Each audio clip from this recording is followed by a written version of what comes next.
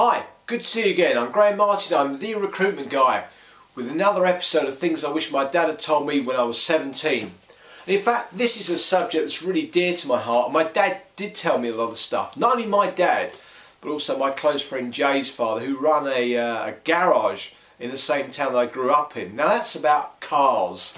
Some people are into football, some people are into music, some people are into fashion. For me, it's cars. That's my number one thing, apart from my friends and my family, obviously. So what would I pass on to you today about cars and generally driving? Well, the first thing I'd do is to say that even if you've passed your driving test, you are not an experienced, qualified driver. You might have got a piece of paper, but you don't know how to drive. So my advice to you is to go and get yourself some further instruction. Learn how to drive at night. Learn how to drive on the motorways when it's torrential rain. When it's icy, get some instruction so that when things go wrong, you know what to do. You're not actually going to learn out there rather than doing what I and a lot of my friends did. We kind of learned trial and error, and some of the time we ended up, boom, having accidents. And these could have been averted. So today you can get all sorts of further tuition. There's Pass Plus, but also I'd get yourself down to one of the motor racing schools and have a session on a skid pan. Find out what it's like to actually lose the back of the car. Find out what it's like when things go wrong, when you hit some ice or some water and the car's aquaplaning. What do? Do you brake? Do you hold the steering wheel? Do you look where you want to go? What do you do? In fact, the tip is that you keep the steering wheel straight and you look exactly where you're going and you never ever brake. So please get some further instruction. But when it comes to cars, always get something to go with you. If you're buying a pre-owned car, get an AA, an RAC or some check for wherever you happen to live. There are always garages around that maybe for a couple $100 or £150 will actually check out your car. I know you might be desperate for that particular model in that colour with those accessories, but you know what, the car might be a rust bucket, there might be something wrong with the engine. And my dad was really good at that. I used to drive him nuts when I was 17. I just passed my driving test. I had a real old clunker of a car and I really wanted a certain kind of car next. I took my dad to see 3 or 4 of these. They're all rusty. It was a nightmare. Anyway, I ended up finding something that I really liked, but again, got it checked out. And of course, I got it checked out at my friend's dad's garage. And he said, Graham, it's a great car, but what you got to do is you got to spend your money on some brakes and some new tyres. So there was me wanting a loud exhaust. I wanted a new hi-fi or a radio, but no. The best advice he gave me was to get some decent brakes and some new tyres. I moved that car on and some years later I had a big accident. Now the first problem was that I borrowed heavily to get this car. This was back in the day when I was earning I think £3,000 a year, so about $5,000. And the car was worth £1,200 or maybe $2,000. It was a big chunk and I got a loan out. And that's okay if you plan to pay the loan back. But what did I do?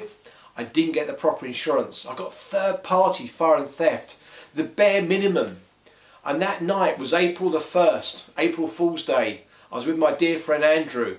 I came round a corner, I was going too fast. It was wet, it was muddy, the back went that way, it went this way, and then we dipped into a ditch. And the back came over our heads and dropped us down in a ditch at night in the dark. And the worst thing was, or maybe the best thing, depending upon your point of view, was the car was a convertible and we had the roof down, and that actually saved us, because if we'd have had this roof up it would have caved in because it was a metal frame. If it had been a proper hardtop it would have been okay. Thankfully there was nobody in behind us, otherwise they'd have been decapitated.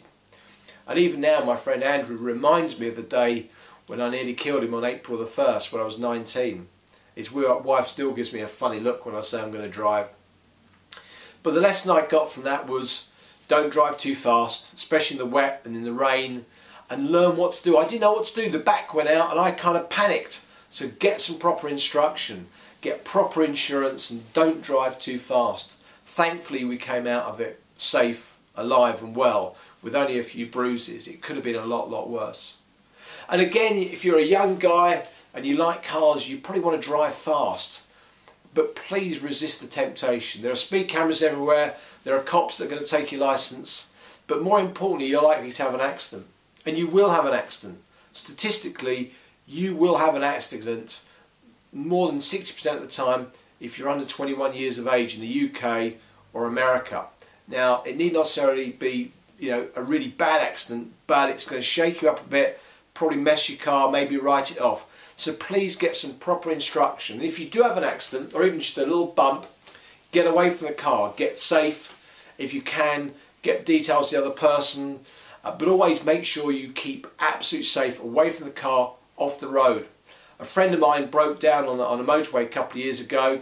He'd had a bit of a knock with the guy in front, pulled over to one side, and they were standing behind his car. And guess what? Another car came up behind. It was wet, it was slippery, and this other guy slammed right to the back of him and broke his legs. He lived to tell the tale, but it could have been a lot worse. So get away from the car. If you've got one of those triangles, put it at the back of the car so people can see. Put your hazard lights on and ring the police or 911 and get somebody to come out to you. Obviously, if there's an accident where somebody's got hurt, administer first aid if you can. I'd always recommend people do a basic first aid course. So for me, cars have been a real passion. They continue to be so. I've had some really good times in cars, but some of the best ones have been on motor racing circuits, where I've learnt to drive fast, safely, with proper instruction, not on the road. Karting is great fun, but when you get back into your car after going karting, you have to slow down and recalibrate everything. And again, as I said on another video, if you're out with friends and somebody's drunk or they're on drugs, get the keys off them. Please don't let them drive. It's an absolute travesty. If you're going to use your phone in the car, make sure you've got a hands-free. Don't text. Don't use the actual phone with your hand going, because number one, it's illegal. Number two, you're likely to have an accident and your attention isn't properly there. If you're going to have some music, great. I love music in the car. Probably a bit too loud. But again, don't have it so loud that you can't hear what's going on around you. Full access to all your faculties and all your senses are really, really important. So I hope that's given you a bit of a sense of my passion for cars, but also some safety tips. Drive carefully and always make sure you look after your brakes and your tyres. Bye for now.